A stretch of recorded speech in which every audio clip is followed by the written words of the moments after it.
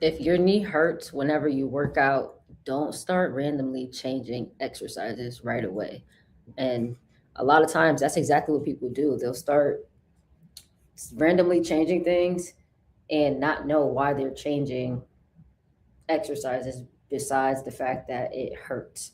So, if something is hurting you in the gym, you have to answer these three questions first. And then once you have the answers to these three questions, then you will know what exactly needs to change. Because a lot of times you don't need to change the entire exercise.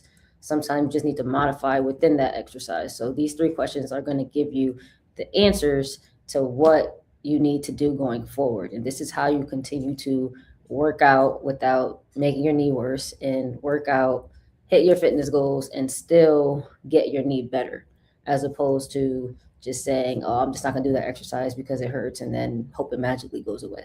So the first question is, what exercise is hurting you, or what exercises hurt you? Is it squats? Is it lunges?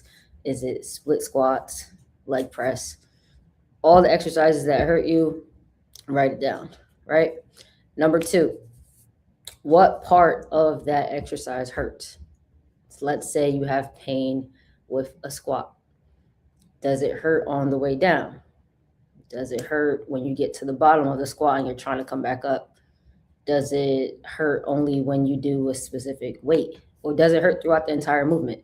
These questions are going to, the answers to these questions are going to dictate exactly what you need to do going forward. Because somebody who has pain through the entire range of motion during a squat, that's different than somebody who has pain only when they reach a certain depth, or somebody that only has pain when they use a certain weight. So these small details dictate what type of modification you need.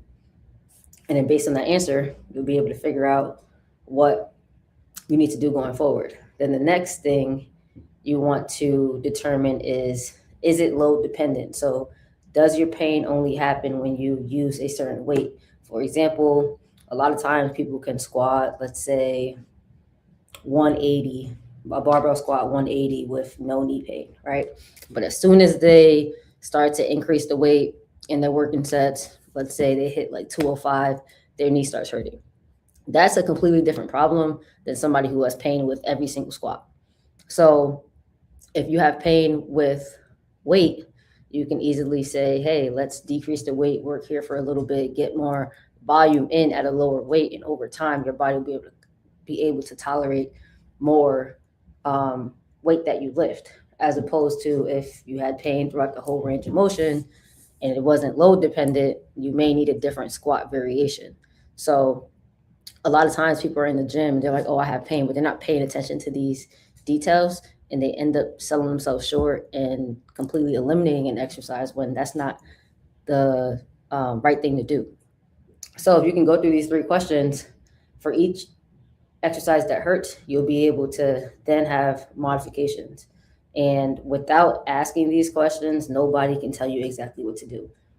It doesn't matter what your MRI says. MRIs are important, but they're not important in determining what exercises you should do once you have gotten a diagnosis. So, what I mean by that is if you have a meniscus tear, if you have an ACL tear, LCL tear, you have chondromalacia, you have patellofemoral pain, you have tendonitis, all these diagnoses and things that you see on imaging, all of those are totally fine. Yes, it doesn't feel good to hear that you have those things, but if you do not have any red flag signs or any fractures or broken bones that require immediate medical attention, it is still safe for you to exercise. But we have to figure out at first what you can do.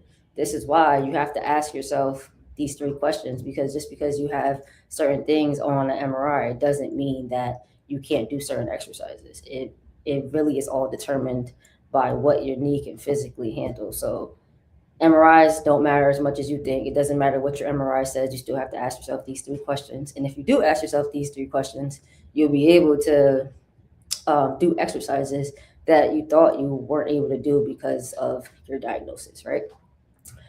Without these exercises, you can't really listen to Google, you can't listen to Reddit, you can't listen to any professional who's blindly prescribing exercise to you based on minimal context. So the better you get at thinking more about what's causing you pain and breaking those movements down and making modifications based on that, then you'll be able to get more out of your workouts and get your knees better without feeling like your knees are stopping you from training the way you want to. So if you want my knee pain screening tool that I built, it's completely free. It'll ask you these questions for every exercise, and then based on the answers that you choose, it'll tell you what exercise modifications you need. So if you want that, comment screen, I'll send it to you, and I'll catch you guys on the next video. Peace.